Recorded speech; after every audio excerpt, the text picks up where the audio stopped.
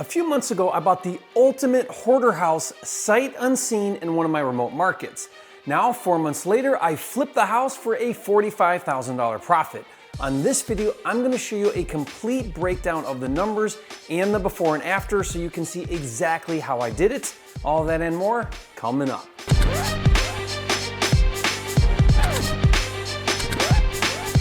The Real Estate Funding Kit is out now. Learn how to get 100% funding for all your deals without dealing with the banks. Claim your free copy at myfundingkit.com. If you're new here, I'm Jerry Norton and I went from dead broke to millionaire flipping houses. And after doing 1,000 deals, I created this channel to help you master the art of wholesaling and flipping so you can live your dream life. Be sure to subscribe and click the bell icon to get notified when new videos are released. If you don't know, I specialize in both wholesaling and fix and flip. My business model basically is to farm for deals and then keep and fix and flip the home run deals and wholesale everything else. Well, a few months ago, this deal came up for sale on market, and following my double dip strategy, I went directly to the listing agent, made a sight unseen all cash offer, and got the deal for $138,000. In fact, I did a video where I recorded the calls and showed live exactly how I beat out the competition and got the deal. If you'd like to see that video, I'll put the link to watch it in the description below for you. Since this house is in Metro Detroit and I live in Arizona, I have never personally seen this property. That means I bought it, renovated it, and sold it and made a $45,000 profit, all virtually 2,000 miles away. Now, if you think that's pretty cool, leave a comment and say, Jerry, you are a flipping genius. And if you want to learn how to wholesale and flip houses virtually like I do, be sure to get my virtual flipper kit, which shows you step by step how to get your first virtual deal in the next 30 days. Best of all, I'll give it to you for free. Just go to virtualflipperkit.com to download that now. When this property came out for sale on market, there was a lot of interest because it was priced right, so I had to act fast to secure the deal, which means I didn't have time to do very much due diligence. Based on a handful of pictures, I knew it was a hoarder house, but I had no idea just how bad it was until after I bought it and the demo crew started doing the trash out, which you'll see, so keep watching. So I moved fast and I got the deal. Once I had the executed contract, I could have wholesaled the deal, but instead I decided to buy it and fix and flip it. When it came to the numbers, I originally estimated that the after repair value, or ARV, was $230,000. ARV is the price I thought it would sell for after I fixed it up. Now, I based that value on similar homes that recently sold in the same neighborhood. Solely based on pictures, I budgeted $25,000 for the rehab, which means following the 70% fix and flip formula, which I try to follow when I fix and flip. That put my maximum allowable offer, or MAO, at $136,000. But like I said, in order to get the deal, I had to come up a little bit, and I ended up buying it for $138,000. So let's take a quick look at my deal analyzer so you can see how the numbers break down. This is the ARV right here at $230,000. Here is the rehab budget of $25,000. Right here I have 9% for closing costs. That covers all of the fees to buy the house and resell it, including commissions when I sell it. Now this is carrying cost, or the cost to borrow 100% of the money to buy it and rehab it. 6% of ARV, or $13,800, is the cost to borrow hard money and or private money for both the purchase and the rehab for the length of the deal. And then 15% is budgeted for profit, which comes to $34,500. Now as you can see, 9% plus 6% plus 15% equals 30%. So subtracting 30% from ARV is why it's called the 70% formula. That means my maximum allowable offer on this deal is $136,000, which, like I said, I paid $138,000. But let me make one adjustment. On this deal, I decided to use my own cash to fund the deal. Now, I don't always do that. In fact, I mostly don't do that. I certainly couldn't do that when I started out. But since I had the cash at the time, I self-funded the purchase and repairs, so I'm going to adjust my carry number to 0, which obviously means I get to add that 6% to the profit, bumping it to $45,000 on the deal. Now, 4 months later, I sold the property and have the final numbers, which, like most rehabs, are not the same as my original projections. Luckily, it still all worked out. Instead of $238,000 as the ARV, I actually ended up selling it for $245,000. The $15,000 increase in ARV was purely market appreciation. It had nothing to do with anything I did to add more value. It was just dumb luck that the market appreciated $15,000 from the time I bought it. In this case, time was in my favor. And I want to take a minute and go on a little tangent. Because real estate is appreciating so fast right now, as of this recording, due to crazy low inventory, the real estate market is very forgiving to flippers. Most flippers are buying way out of formula, speculating that in 90 or 120 days, they'll gain more equity. While that may be true, that is a dangerous business model. That works until it doesn't work. When the market slows or corrects, which it always does, flippers always get caught with their pants down, lose a ton of money, and fall by the wayside. Now, I've seen this happen in the past, and it will happen again. That's why I stay in formula. I base my decisions on historical data, aka sold comps, and any upside that may happen is just icing on the cake, not the cake. I advise you do the same. Tangent over. Back to my deal. Unfortunately, the $15,000 in market appreciation was gobbled up with going over budget on the rehab. Instead of my rehab costing $25,000 like I originally budgeted, it cost me $40,000, which I'll break down, so keep watching. So I spent $15,000 more, but sold it for $15,000 more, so it ended up being a wash. But let's say things played out differently.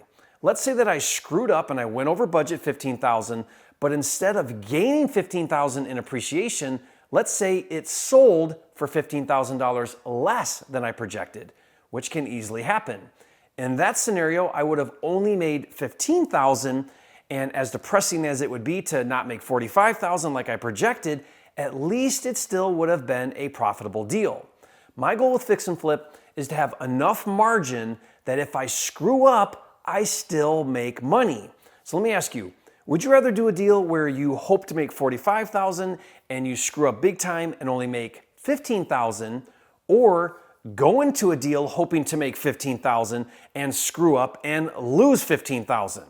Now, I'm no genius, but I'd rather screw up and make $15,000 than screw up and lose $15,000.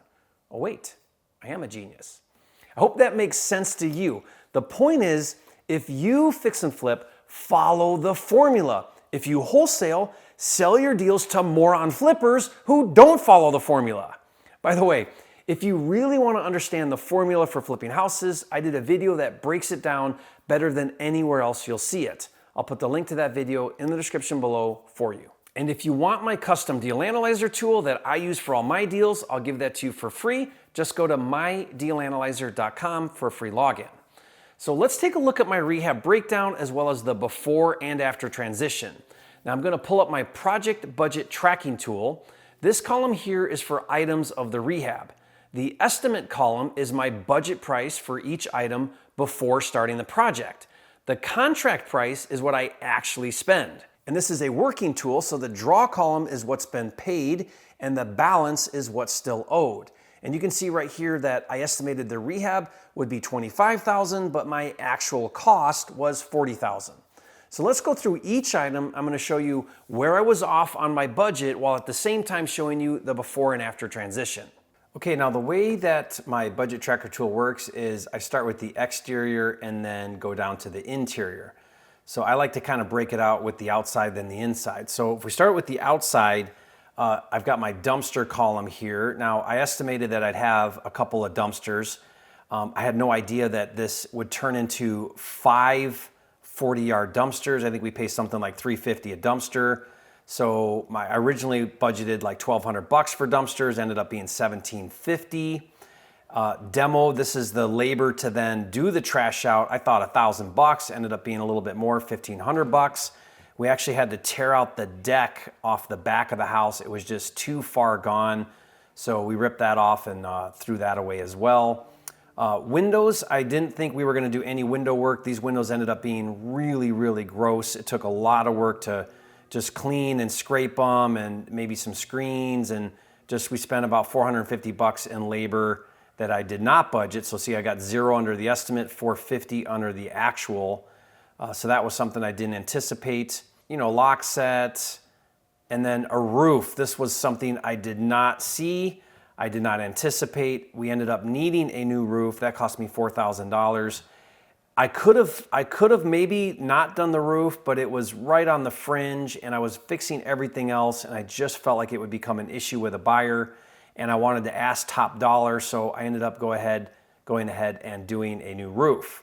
Then we come onto the inside and you can see in no particular order, we redid this fireplace. What I did is I ended up doing a whole tile background on the fireplace. I wanted to kind of have something special that would pop a little bit.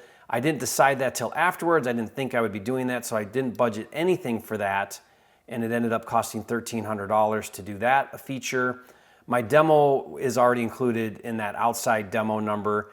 And then the other big item was kitchen. Now, I've been getting away with a lot of painting cabinets, and I thought on this house I could paint the cabinets and that I would just replace the countertops, right? So that was what I originally had thought I would do, but ended up, the cabinets were just shot. I mean, they were just gross on the inside. They were all rotted out, had old food, and they were just really gross. So I had to replace cabinets. That was $3,000. The install was $500. I ended up doing a backsplash for $750, and then the counters came to $1,800, not $1,500. So right here you can see I've spent $35 for, $4,250, about half my overage, or almost $5,000 of my $15,000 over budget was in a new kitchen. Now, looked amazing with a new kitchen, but I did not budget that originally. Appliances, I kind of was under a little bit. Appliance packages are running about $2,500. I thought it'd be about $2,250. Then my bath. Now, I was kind of right on to kind of completely redo a bathroom. I budgeted $2,500. I was able to get it done. That's tub, toilet, floor, vanity, kind of all of it. And we had 2 bathrooms, so we got $2,500 for kind of everything bathroom. Now, my paint was another big one. I budgeted about $3,000 for paint, ended up being $7,000. And the reason why is the Hoarder, seller that lived in this property, they had smoked for like 30 years in this house, and it was like goo on the walls. I'd never seen this before. It was like yellow stained slime. We had to like scrape these walls before we could prime them and repaint. Ton of work on that basement, on the painting. That also includes the basement. We paint the walls, and we ended up painting the ceilings black. You can see that gives it a nice, crisp, clean, unfinished basement look. So we left the doors. We just painted the existing flat panel doors. So plumbing fixtures, and we had to do a new hot water heater. I thought about $2,000, ended up being $2,400 in plumbing. Mechanical, not really. Electrical, I budgeted about $2,000, came under budget actually, of $1,200. That was for light fixtures and some minor electrical work. Carpet, we carpeted a little bit of the house. I budgeted $1,500, actually came to $1,850. My wood floors, you can see here, I refinished these wood floors. I kind of budgeted a little high on that, $4,000, ended up coming under budget, about $2,800 to refinish, to sand and refinish my wood floors. I kind of got a really good deal on that, so that worked out good. And then just some minor things like utilities, cleaning, permits. I don't have an item on permits because the permit number was already built into the item breakdown from the contractors. And then insurance. So I like to put utilities, cleaning permits, and insurance on my rehab budget as cost of rehab. So if I go back up here to the top, you can see here that I budgeted right around $25,000, but my contract price was about $40,000 is my total on that. And then here's the breakdown outside versus inside. So I love this budget tracker tool because it lets me see side by side the differences on what I thought it would be versus what it actually was. And then the draw column is really helpful because I'm all zeroed out because I paid everybody. But as I draw against it, it shows me what my balances are. Okay, so that's how the numbers broke down on this rehab. By the way, my rehab budget tracker is just one of dozens of tools that comes standard with my wholesaling and house flipping deal management system called Flipster. If you've never heard of Flipster, it's a cloud-based, all-inclusive platform to help you organize, streamline, and automate all of the steps to wholesaling and flipping houses, including fix and flip tools. To learn more and see it in action, just go to getflipster.com. So the house turned out beautiful in the end. I started out by listing it for sale for $250,000, and it got a ton of showings in the first week, but no offers. The biggest complaint was that all 3 bedrooms were upstairs and buyers preferred a first floor master. Now, I knew at $250,000 I was really pushing the market. Then I dropped the price to $240,000 and immediately got 2 buyers in a bidding war, and 1 offer went up to $245,000 in order to get the deal, which I accepted. Now, I don't know about you, but I absolutely love taking a nasty house that nobody wants and transforming it into a beautiful house that everybody wants. That is a very fulfilling process, so stick around to the end of this video and watch a short slideshow of the final finished rehab. And if you're interested in getting into fix and flip but are letting a lack of funds prevent you from getting started, be sure to check out a video where I break down the deal and how I used 100% funding to do the deal and how you can do the same. That means none of your own money in the deal. Now, I'll put a link to that video in the description below for you. And if you haven't yet, be sure to subscribe to my channel. This is the #1 channel on YouTube for all things wholesaling and flipping, and I'll see you on the next video.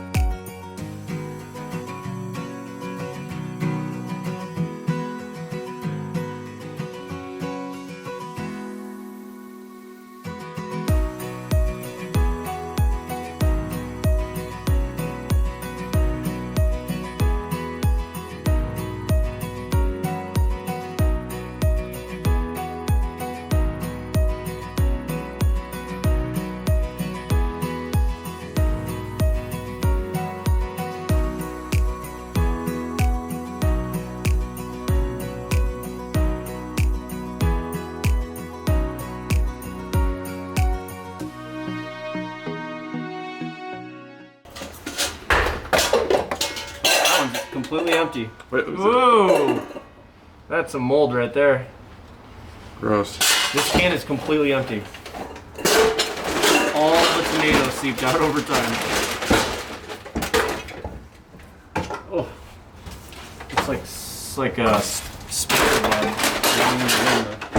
Can you get this like? See that string in there? Blowing in the wind. Oh, it's so gross, dude. Oh no. Nowhere. Oh, chicken gravy. That can was fine though, luckily.